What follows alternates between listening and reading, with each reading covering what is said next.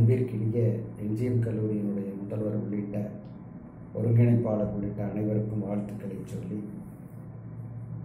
சென்ற 2 வகுப்புகளிலே தொல்காப்பியத்தையும் நன்னூலையும் பற்றி சில மேலோட்டமான வினா அமைப்புகளை நாம் கண்டிருந்தோம். இந்த வகுப்பிலே நாம் என்ன செய்ய போகின்றோம்? தண்டி அலங்காரம் எப்படி தமிழ் மொழியிலே எழுத்து, சொல், பொருள், யாப்பு, அணி என்று 5 வகை இலக்கணத்தை பாகுபாடு செய்து வைத்திருக்கிறார்களோ, அதில் அணி இலக்கணத்தை பற்றி பேசுகிற பகுதியாக இன்றைக்கு இருக்கிறது. அணி இலக்கணத்திலே பல கேள்விகள் விரிவாகவும் சிறப்பாகவும் கேட்கப்படுகிறது. இப்போ அணி என்பதை தண்டி அலங்காரம் என்ற ஒரு நூலை பற்றித்தான் மையமாக வைத்து எழுதப்பட்டிருக்கிறது. தண்டி அலங்காரத்தை எழுதியவர் தண்டி என்ற ஆசிரியர். இந்த தண்டி ஆசிரியர் அந்த நூலிலே தற்சிறப்பாக பாயிரத்திலே பேசுகிறார். அந்த பாயிரத்திலே தான் கலைமகளை பற்றியும் பேசுகிறார். அப்படி தண்டி அலங்காரம் அனபயச் சோழன் என்ற அரசன் கிபி 12ஆம் நூற்றாண்டில் ஆட்சி செய்தார். அவனுடைய காலத்தில் வடிவமைக்கப்பட்டதுதான் இந்த நூல். அம்பிகாவதியினுடைய மகன் தண்டி, அவர் எழுதிய நூல் தான் இது. அப்படி அந்த அனபயச் சோழனுடைய வேண்டுதலுக்கு ஏற்ப தண்டி அலங்காரத்தை இந்த ஆசிரியர் செய்திருக்கிறார். இதில் 3 இயல்களை உள்ளடக்கியது. குறிப்பாக பொது அணியியல். பொது அணியியல்னா செயலினுடைய வகைகள், செயலினுடைய நெறிமுறைகள், காப்பியங்களினுடைய வடிவங்களை பற்றி பேசுவதுதான் பொது அணியியல் என்ற ஒரு பகுதி. அடுத்து 2வது பகுதி பொருள் அணியியல். பொருள் அணியியல் என்பதுதான் நம்ம பெரும்பாலும் சின்ன வகுப்பிலிருந்து MA முடிக்க வரைக்கும் பாடத்திட்டத்தில் வர்றது. அதில் தான் 35 அணிகளை சொல்லுகிறார். தன்மை அணியிலே தொடங்கி பாவிக அணி வரையில் 35 அணிகளை தண்டி ஆசிரியர் வகைப்படுத்தி காட்டுகிறார். அதான் பொருள் அணி என்று 2வது இயல். 3வது இயலிலே சொல்லணியியல். சொல்லணியியல் என்பது மடக்கணியிலே தொடங்கி அதில் மழைவமைதி வரை சில பகுப்புகளை மிக அழகாக நேர்த்தியாக சொல்லுகிற பகுதியாக அதிலே வடிவமைத்திருக்கிறார். ஆக பொது அணியியல், பொருளணியியல், சொல்லணியியல் என்ற 3 பிரிவுகளை கொண்டதுதான் தண்டி அலங்காரம் என்ற ஒரு நூல்.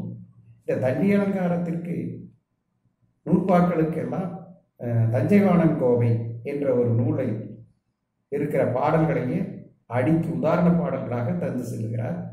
பின்னாடி வந்த ஆசிரியர்களெல்லாம் அதற்கு தக்கபடி எளிமையான பாடல்களையும் வடிவமைத்து தந்தார்கள். ஆக இப்படி ஒரு முன்னுரையோடு இப்போ நமக்கு பொதுவணியியலை பற்றியும் நாம் கவலைப்பட வேண்டியதில்லை, சொல்லணியியலை பற்றியும் கவலைப்பட வேண்டிய அவசியம் இல்லை. ஏன்னா அவைகளெல்லாம் நீட்டு தேர்வுக்கு கேட்கப்படுவது இல்லை. அதனால் இந்த 35 அணிகளை பற்றித்தான் நாம் அதிகமாக உள்வாங்கிக் கொள்ள வேண்டும். ஒரு செய்தி. இப்போ அதில் முதல் அணி தன்மை அணி. உள்ளது உள்ளபடியே எந்த வேறுபாடும் இல்லாமல் அப்படியே சொல்கிறது தான் தன்மை அணி. உள்ளதை உள்ளபடி உண்மை பொருளோடு உணர்த்துவதே தன்மை அணி. இப்போ அந்த தன்மை அணியினுடைய வகைகளை பேசுகிறார் தண்டி ஆசிரியர். அவ்வளவு டீப்பாக உள்ள போக வேண்டியதில்லை. தன்மை அணிக்கு ஒரு உதாரணம், அதற்கு ஒரு சான்றான பாடல், அதில் சொல்லப்பட்டிருக்கிற விளக்கம், இவைகளை தெரிந்து கொண்டாலே போதும். இது முதல் அணி. அடுத்து தன்மை அணிக்கு அடுத்த அணியாக நான் போகும்போது ஓமை அணி. இந்த ஓமை அணினா ஒரு பொருளை விளக்குவதற்கு ஒரு ஓமையை சொல்வது அல்லது ஓம உருவுகளை பயன்படுத்துவது, இப்படி வருவது தான் ஓமை அணி. இப்போ உதாரணத்திற்கு திருக்குறளிலிருந்து நம்ம நிறைய பாடல்களை சொல்லுகிற பொழுது ஓமை அணிக்கு ஒரு உதாரணத்தை சொல்வார்கள். தொட்டனை தூரும் மணற்கேணி மாந்தருக்கு கற்றனை தூரும் அறிவு என்று. இந்த பாட்டினுடைய பொருள் எல்லாருக்கும் தெரியும். அப்போ இது ஓமை அணியாக காட்டுகிறார். இது 2வது அணி. இப்போ தன்மை அணி, ஓமை அணி, ஓமை அணியிலிருந்து அப்படியே ஒவ்வொரு அணிகளாக நாம் ஒன்றொன்னா அப்படியே அதுக்கு விளக்கங்களை பார்க்கலாம். இப்போ 3வது அணி உருவக அணி. ஓமையும் உருவகத்தையும் ஒன்றுபோல் கூறி வேறுபடுத்தி காட்டுவது தான் உருவகணி. 2ஐயும் ஒன்று மாதிரி சொல்லிட்டு அதை அப்படியே கொஞ்சம் வேறுபடுத்தி காட்டுவது உருவகணி. அந்த உருவகணிக்குரிய ஒரு சில சான்றுகள் பாடல்கள் அவைகளை நாம் உள்வாங்கிக் கொள்ளணும். அதே மாதிரி தீவக அணி. தீவக அணி என்பது அதில் இருக்கக்கூடிய சுவைகளை எடுத்து சொல்வது அது பாடல்கள். அப்போ இந்த தீவக அணி, தன்மை அணி, ஊமை அணி, உருவக அணி, தீவக அணி 4 சொல்லியாச்சு. அதே மாதிரி பின்வரும் நிலை அணி, அதை நிறைய பின்னால் பிரித்து காட்டுவாங்க. ஒரு சொல்லோ ஒரு பொருளோ திரும்ப திரும்ப வந்தால் அது பின்வரும். அதனால தான் நோய் நாடி நோய் முதல் நாடி அதுதனிக்கும் வாய் நாடி வாய்ப்பச் செயல் என்று. அப்போ அந்த துப்பார்க்கு துப்பாய, துப்பார்க்கு துப்பாய, துப்பார்க்கு துப்பாய தூவும் மழை, இப்படி இருக்கிறதெல்லாம் இது பின்வரும் நிலைக்கு சான்றுகளாக நாம் எடுத்துக்கொள்ளலாம். இப்படி சில குறட்பாக்களை கொடுத்து அந்த குறட்பாக்களில் உள்ள அணிகளை கேட்குறாங்க. அப்போ இந்த தன்மையணி, ஊமையணி, உருவகணி, தீவகணி, பின்வரும் நிலையணி, இதையெல்லாம் நாம் கொஞ்சம் தெளிவாக ஒவ்வொருத்தரும் புரிதலோடு இருக்கணும். நம்ம திருக்குறளை வச்சே எல்லா அணிகளையும் அலசி பார்த்துக்குவார். அப்படி வருகிற பொழுதுதான் அதுக்கு அடுத்த அணியாக வேற்றுமையணி, முன்விளக்கணி, பொருள் வைப்பணி, வேற்று பொருள் வைப்பணி, விபாவனை அணி, இதெல்லாம் வருது. வேற்றுமை அணினா ஒரு பொருளை இன்னொரு பொருளோடு வேறுபடுத்தி காட்டும் வேற்றுமை அணி. அப்போ நம்ம என்ன அணியோ அந்த அணிகளை உள்வாங்கி கொண்டு அதற்கு தக்கபடி நாம் ஒவ்வொரு அணிகளாக ஒவ்வொரு அணிகளுக்குரிய விளக்கங்களையும் இந்த சான்றுகளையும் நாம் நிறைய வச்சுக்கோம். நிறைய பேர் இப்போ வேற்றுமை அணினா என்ன சான்று எழுதுவது அப்படிங்கிறது ரொம்ப பயந்து இருக்கிறோம். அந்த ஒரு ஊமை அணிக்கு சொல்லுகிற பொழுது சமன் செய்து சீர்தூக்கும் கோர்போல் அமைந்தொருவால் கோடாமை அப்படின்னு ஒரு குறள் இருக்கு, அதையவே சொல்லலாம். அதே மாதிரி உருவக அணிக்கு நிறைய சான்றுகளை சொல்லுகிறார்கள். அந்த உருவக அணியில வருகிற பொழுதுதான் ஓமையும் பொருளும் வேற்றுமை ஒளிவித்து ஒன்று போல தோன்றி வேறுபட்ட தன்மைகளை நீக்கி சொல்லுவதுதான் அந்த ஓமை. ஆக அடுத்தது இப்படி ஒவ்வொரு அணிகளுக்குரிய அந்த இலக்கணத்தை 2 வரி தெளிவாக தெரிஞ்சு வச்சுக்கோங்க. இலக்கணம் தெரியலனா ஒன்றுமே பண்ண முடியாது. சில வினாக்களில் என்ன செய்கிறாங்கன்னா, இப்போ ஒரு சொல் ஒரு செயலில் முன்னர் வந்த சொல்லும் பொருளும் திரும்ப திரும்ப வறுமையானால் என்ன அணி அப்படின்னு ஒரு கேள்வி வரும் நெட்டில் சிலட்டில். அதை நம்ம யோசிக்கவே வேண்டாம். பின்வரும் நிலையணி, அது சொற்பொருள் பின்வரும் நிலையணியா அப்படிலாம் உள்ளே போகவே வேண்டாம். பின்வரும் நிலையணின்னு எழுதினாலே மதிப்பெண் கிடைச்சு. கீழே சான்றுகளும் அப்படித்தான் கொடுத்துருப்பாரு. ஆக அந்த அணிகளுக்குரிய இலக்கணத்தை நாம் முறையாக கற்றுக்கொண்டோம்னா தான் நம்மால் அதை புரிந்து அந்த வினாக்களுக்கு பதிலளிக்க முடியும். அதே மாதிரி முன் விளக்கு அணி என்பது ஒரு பொருளை குறிப்பினால் விளக்குவது முன் விளக்கு அணி. ஏதாவது பர்டிகுலராக ஒரு பொருளை சொல்லி அதை விளக்கி காட்டினா ஓமையை சொல்லி அது விளக்குகிற பொழுது அது முன் விளக்கு அணி என்று ஒரு செய்தியை தண்டியாசிரியர் தருகிறார். இப்போ முன் விளக்கு அணிக்குரிய சான்று என்ன, அதற்குரிய பாடல் என்ன என்பதெல்லாம் தெரிஞ்சு வச்சுக்கணும். இப்போ வேற்று பொருள் வைப்பணி என்பது ஒரு சிறப்பு பொருளை கூறி உலகறிந்த பொது பொருளோடு அதை ஒப்பிட்டோ அல்லது வேறுபட்டோ சொல்லுவது தான் அந்த வேற்று பொருள் வைப்பணி என்று சொல்லுகிறோம். அப்போ அந்த வேற்று பொருள் வைப்பணிக்குரிய சான்று இது. அது சான்றுகள் எது என்று சொல்லுவதை விட சிலப்பதிகாரத்தில் இருக்குது, புறநானூரில் இருக்குது, திருக்குறள் இருக்குது. ஏதாவது ஒரு சான்று நம்ம உள்வாங்கி கொண்டு அதனுடைய பொருளை புரிஞ்சு இந்த அணியை நாம் படித்தாத்தான். ஆக வேற்றுமை அணி தமிழ் ஒப்புமை கூறி 2 பொருள்களை கூடிய வேறுபாட்டையும் ஒப்புமையும் தெளிவாக எடுத்து கூறுவது தான் வேற்றுமை அணி. இந்த வேற்றுமை அணிக்கு நிறைய நம்ம திருக்குறள்லேயே சான்றுகள் இருக்குது. அதையெல்லாம் நீங்கள் வாசிக்கணும். வாசிக்கிற பொழுது மிக எளிமையான சான்றை நான் சொல்கிறேன். தீயினால் சுட்டமுன் உள்ளாறு மாறாதே நாவினால் சுட்டவிடு, இது வேற்றுமை அணி. இப்போ தீயினால் சுட்டமுன் உள்ளாறு மாறாதே நாவினால் சுட்டவிடு, இக்குறட்பாவில் உள்ள அணி என்ன அப்படின்னா நம்ம யோசிக்கக்கூடாது. ஓமை அணியா, நிரல் நிறை அணியா, உருவக அணியா, வேற்றுமை அணியா? வேற்றுமை அணி. தீயினால் சுட்டமுன் உள்ளாறு மாறாதே நாவினால் சுட்டவிடு. அந்த குறளுக்கு உங்களுக்கு எல்லாம் பொருள் தெரியும். ஏன்னா எல்லாம் எம்ஏ முடித்த மாணவர்கள் தானே. முடிச்சுட்டா ஆசிரியராக இருக்கிறவங்க. அதனால் இப்போ பார்த்தீங்கன்னா அந்த உதாரணங்களோடு நாம் படிக்கணும். அதே விபாவனை அணி அப்படின்னா இந்த அணியினுடைய தன்மை என்னன்னா, ஒரு வடமொழியிலிருந்து எடுக்கப்பட்ட அணி என்று இதை சொல்கிறோம். வடமொழியிலிருந்து தேர்வு செய்யப்பட்டது இந்த அணி, நம்ம தமிழ் மொழிக்கு இல்லை அப்படிங்கிற மாதிரி. ஆனால் இதுலேயுமே என்னென்ன சிறப்புகள் இருக்கிறது. ஏன்னா இதுலேயும் ஒரு பொருளை வியப்பாகவும் இன்னொரு பொருளை குறிப்பாகவும் காட்டுவது. குறிப்பு பொருளும் வியப்பு பொருள் ரெண்டும் வருகிற பொழுதுதான் அது வியப்பணி என்று சொல்லுகிறோம். அதே மாதிரி ஒட்டணி, அடுத்த அணி ஒட்டணினா கருதிய பொருளை தொகுத்து அதை வெளிப்படுத்திருப்பதெல்லாம். இதைத்தான் பின்னால் வந்த ஸ்கூல்ல நீங்கள் பிரிது மொழிதல் அணின்னு படிச்சிருப்பீங்க. ஒரு பொருளை விளக்குவதற்கு உலகம் அறிந்த இன்னொரு பொருளை விளக்குவது. அதுதான் நம்ம திருக்குறளில் சொல்லுவாங்க இல்லையா, மயில் பொறியை பற்றி ஒரு திருக்குறள் வரும். பீளிவை சாகாடு அச்சிறு அப்பட்டம் சால பெரிய. அப்போ அது என்ன ஆகுதுன்னா, அது மிளக அந்த ஒட்டணிக்கு சார்ந்து. இப்போ அந்த குறளையே சொல்கிறாங்க, பீளிவை சாகாடு அச்சிறு அப்பண்டம் சால மிகுந்து பெரிய என்ற அந்த குறளில் இருக்கக்கூடிய அணி என்ன. அப்போ அந்த அணியினுடைய விளக்கங்களோடு அந்த உதாரணங்களை நாம் உள்வாங்கிக் கொள்ள வேண்டும். இது 10வது அணி. இதை தொடர்ந்து இப்படியே எல்லா அணிகளுக்கும் விளக்கங்களை சொல்லிக்கொண்டே வருவார் தண்டியாசிரியர். அப்போ அந்த அணிகளினுடைய விளக்கங்களுக்கு ஏற்ப நாம் இருக்கணும். அதிசய அணின்னு ஒன்று இருக்குது. அதிசய அணினா ஒரு ஆச்சரியமான ஒரு ஓமையை அதில் கொண்டு வந்து உள்ள புகுத்தி விளக்குவது அதிசய அணி. அப்போ அந்த அதிசய அணி தற்குறிப்பேற்றணி, அதாவது உலகமறிந்த பொருளை அதன் மேல் ஏற்றி பாடுவது, அந்த தற்குறிப்பேற்றணி. ஏதுவணி, நுட்பவணி, லேசகணி, நிரல்நிலை அணி, ஆர்வமொழி அணி, சுவை அணி, தன்வேட்பாட்டு அணி, பரிபாய அணி என்ற அடுத்த அணிகளை சொல்கிற பொழுது இதில் சில அணிகளெல்லாம் நம்ம தெரிஞ்சுக்க வேண்டியதே இல்லை. லேசக அணி என்பது தான் பின்னால் வஞ்ச புகழ்ச்சி அணி. படிப்பது போல் புகழ்வதும் புகழ்வது போல் படிப்பதும் என்று பின்னால் அதுக்கு விளக்கம் சொல்லுகிற பொழுது அது லேசகணி. இப்போ லேசகணிக்கு நம்ம சான்று தெரிஞ்சு வச்சுக்கணும். அதே மாதிரி தற்குறிப்பேற்றணிக்கு சான்று வச்சுக்கணும். அதே மாதிரி இந்த தன்வேட்பாட்டு அணி, அந்த தன்னை மேம்படுத்துவதற்காக அடுத்தவனை உயர்வுபடுத்துவதற்காக சொல்லுகிற அந்த அணிகளுக்குரிய விளக்கங்கள்.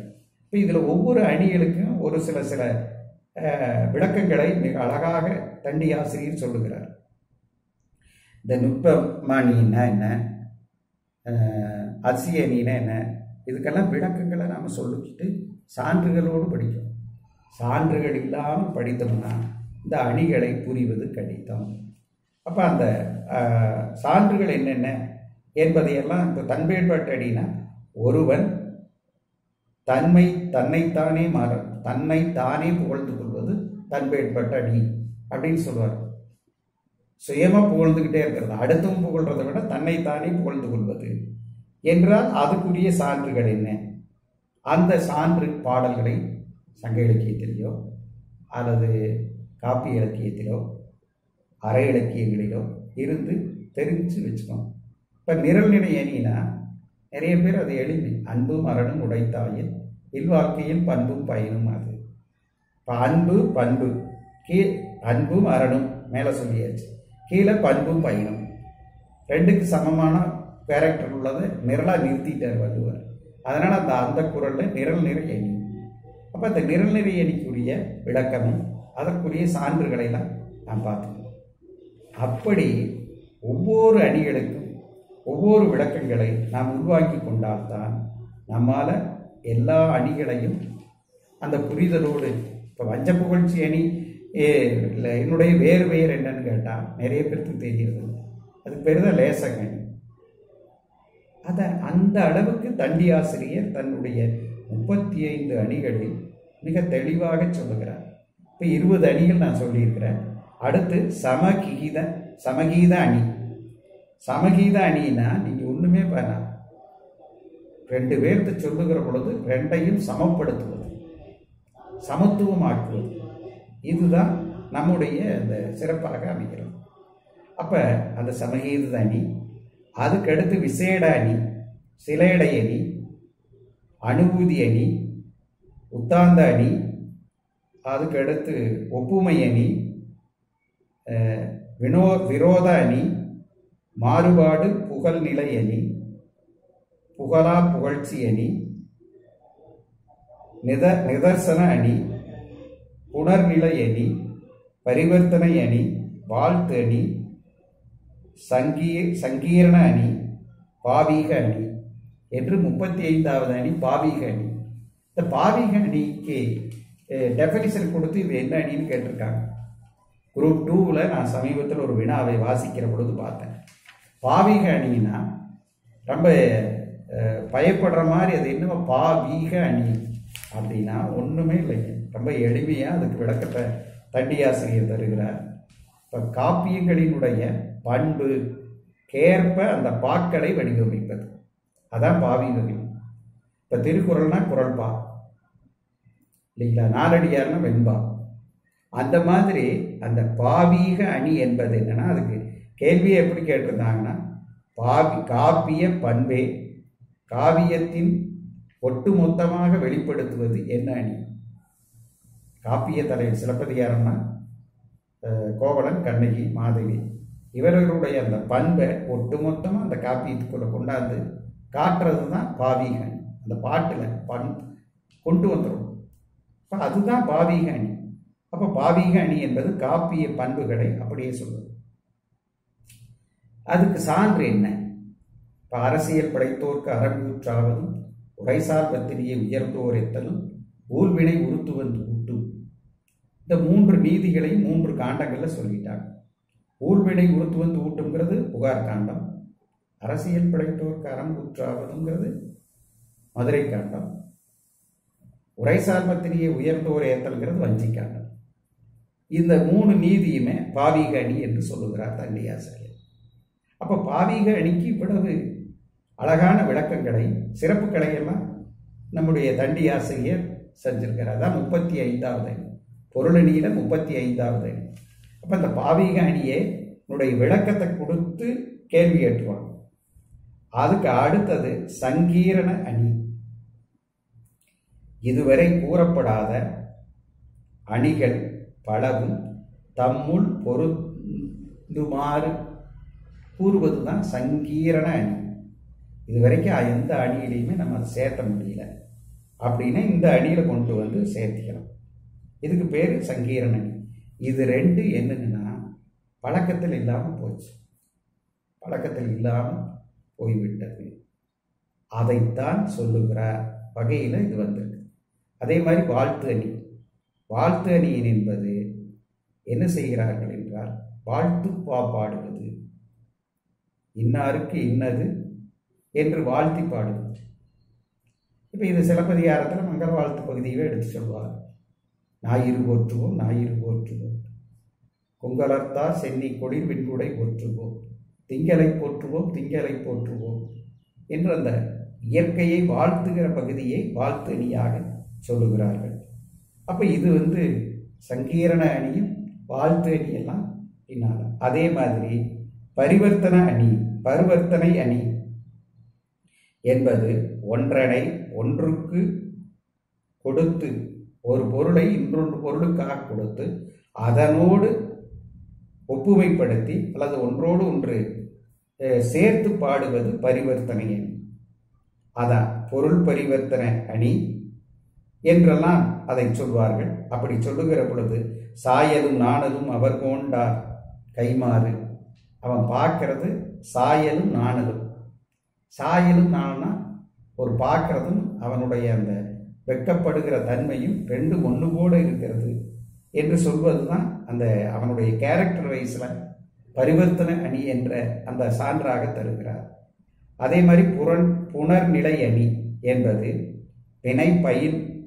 வினை பண்பு என்ற 2ஐயும் இணைத்து பாடுவதுதான் புனர்நிலை அணி.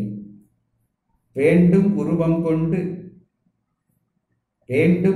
கொண்டு வெளியுயர்ந்தோர்க்கு யாண்டும் பாடுங்காலை என்று அந்த வினையும் பண்பும் தான் செய்ய போற செயலையும் தன்னுடைய பண்பையும் ஒரு பாட்டில் இணைத்து பாடுவதுதான் புனர்நிலை அணி. அப்போ இந்த புணர்நிலை அணிக்குரிய டெஃபினிஷன் என்ன? அப்போ இப்படி ஒவ்வொரு அணிகளுக்கும் ஒவ்வொரு விதமான டெஃபினிஷன்ஸை நாம் உள்வாங்கிட்டோம்னா தான் இந்த அணி இலக்கணத்தை பற்றிய செய்திகளை நாம் நிதர்சன அணி என்பது ஒரு காட்சியை ஒரு வகையில் நேரில் பார்த்தது போல் காட்சிப்படுத்துவது நிதர்சன அணி. ஒரு காட்சியை ஒருத்தர்கிட்ட சொல்கிறோம், சொல்லும்போது நேரில் பார்த்தது போல அதை அப்படியே எடுத்து கூறுவது கூட நிதர்சன அணி என்று நம்முடைய தண்டி ஆசிரியர் சொல்லுகிறார். அப்போ அந்த தண்டி ஆசிரியர் சொல்லுகிற வகையில் கரெக்டாக இருக்கும். அதே மாதிரி புகழா புகழ்ச்சி அணி, இந்த புகழா புகழ்ச்சி அணி என்கிறது பாரி பாரி என்று பலவேந்தி என்ற அந்த பாட்டு இருக்கு. பாரி ஒருவருமெல்லாம் மாரியும் உண்டு கூட புறம், அது புகழா புகழ்ச்சி அணி. பாரியை புகழ்வது போலும் தெரியும், புகழாதது போலவும் தெரியும். அப்போ இந்த பாட்டை கொடுத்து கேள்வி கேட்குறாங்க நிறைய இடத்துல. பாரி வாரி என்று பலவேந்தி ஒருவா புலவருக்கு சென்னா புலவர், பாரியும் ஒருவரும் அல்லான் மாரியும் உண்டு இங்கு உலகு புறப்பதுவே.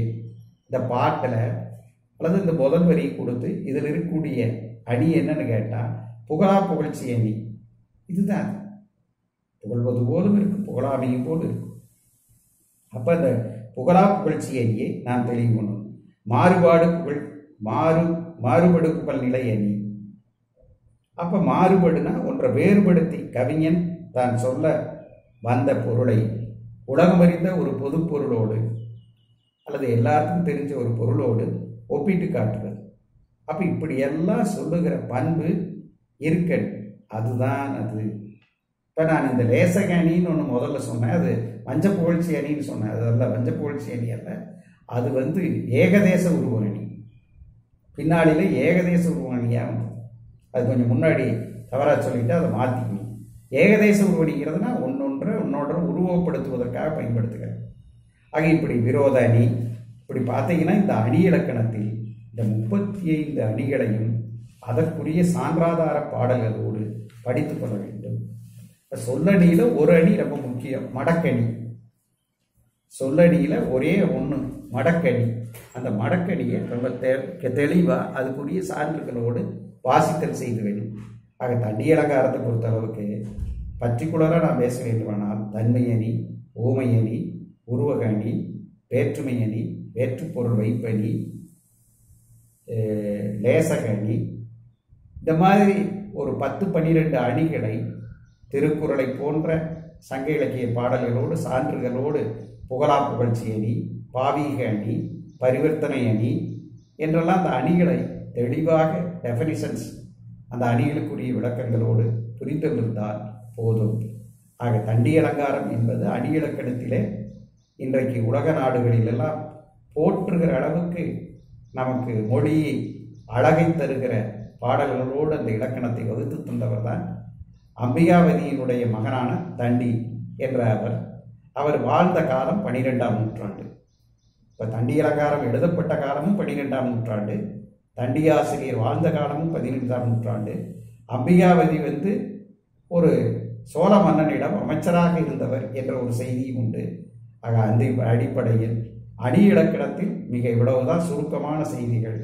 நீங்கள் சின்ன வகுப்பில் 11, 12, 10 படித்த அணி இலக்கணங்களையும் அதனுடைய பாடல்களையும் விளக்கமாக சுருக்கமாக சான்றாக படித்து கொண்டால் அதுவே போதுமானது என்று சொல்லி 3 நாட்கள் தொல்காப்பியம், நன்னூல், தண்டி அலங்காரம் என்ற 3 செய்திகளை பகிர்ந்து கொள்வதற்கு வாய்ப்பளித்த மீண்டும் ஒருமுறை கல்லூரி முதல்வருக்கு நன்றிகளையும் பாராட்டுகளையும் தெரிவித்து நிகழ்ச்சியை நிறைவு செய்கிறேன். நன்றி.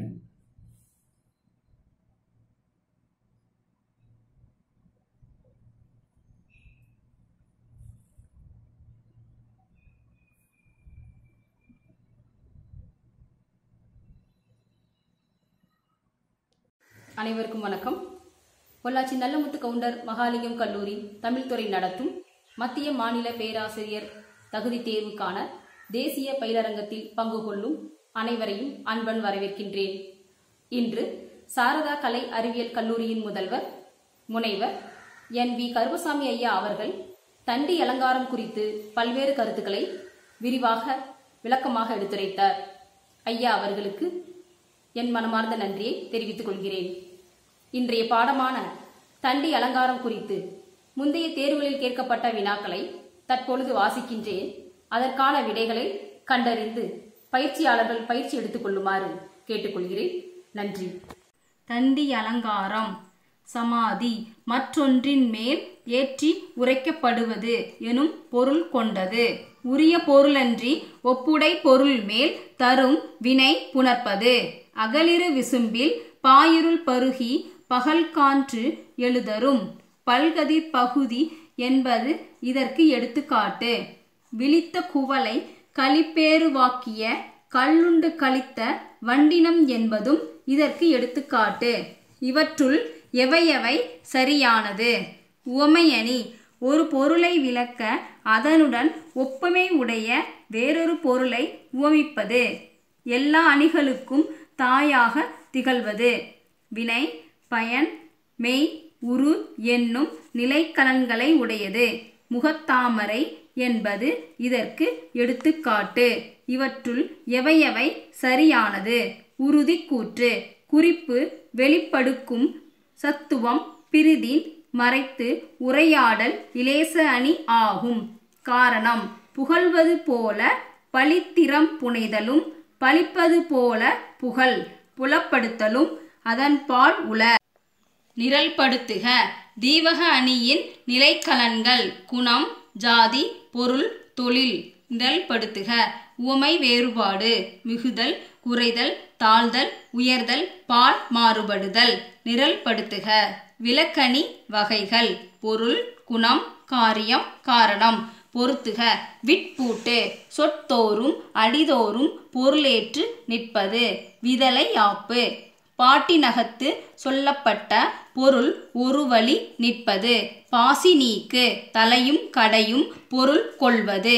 ஒரு சிலை நிலை தலையும் இடையும் கடையும் பொருள் கொள்வது. உறுதி கூற்று பொருள் அணிகளுள் பரியாயம் என்பதும் ஒன்று. காரணம் கருதியது கிளவாது அப்பொருள் தோன்ற பிரிதொன்று உரைப்பர் புலவர். உறுதி கூற்று சொல் அணிகளுள் மடக்கு என்பது ஒன்று. காரணம் எழுத்தின் கூட்டம் இடைப்பிரிது இன்றியும் பெயர்த்தும் வேறு பொருள் தருமாறு புலவர்கள் பாடல் புனைவதுண்டு. முகம் போன்றது நிலா.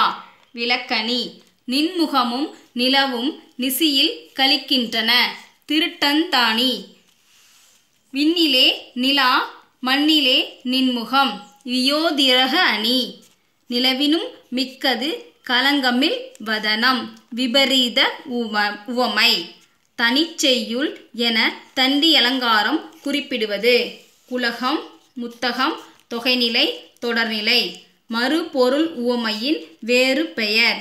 இதர விதர உவமை சமுச்சய உவமை எதிர்பொருள் உவமை விரி உவமை. ஒரு வகை சொற்றொடர் பல பொருள் பெற்று தெரிவு தர வருவது. ஸ்லேடை அவநுதி விசேடம் நிதர்சனம். பொருத்துக. இதர விதர உவமை மறுபொருள் உவமை ஐய உவமை தேற்ற உவமை. பிரிது வஸ்துவமை சஞ்சலோபமை நிர்ணயோபமை அணியோன படுத்துக. தண்டி கூறும் தீவக அணி வகை பொருள் குணம் ஜாதி தொழில். ஆரவடமும் அதிசீத சந்தனமும் ஈரநிலவும் எரிவிரியும் என்பதில் பயின்று வரும் வேற்றுப்பொருள் வைப்பனி. கூடும் இயற்கை கூடா இயற்கை இருமை இயற்கை விபரீதம். உறுதி கூற்று அணிகளுக்கெல்லாம் தாயாக உருவக அணி கூறப்படுகிறது. காரணம் அதிலிருந்துதான் எல்லா அணிகளும் தோன்றுகின்றன. நிரல்படுத்துக. தண்டி கூறும் சித்திர கவிகள் கோமுத்திரி கூட சதுர்த்தம் எழுத்து வர்த்தனம் மாலை மாற்று. உறுதி கூற்று எடுத்துக்காட்டு உவமை அணி என்பது ஒன்றை எடுத்துக்காட்டி விளக்குவது. காரணம் அவற்றுள் போல என்னும் உவம உருபு வெளிப்படையாக வரும்.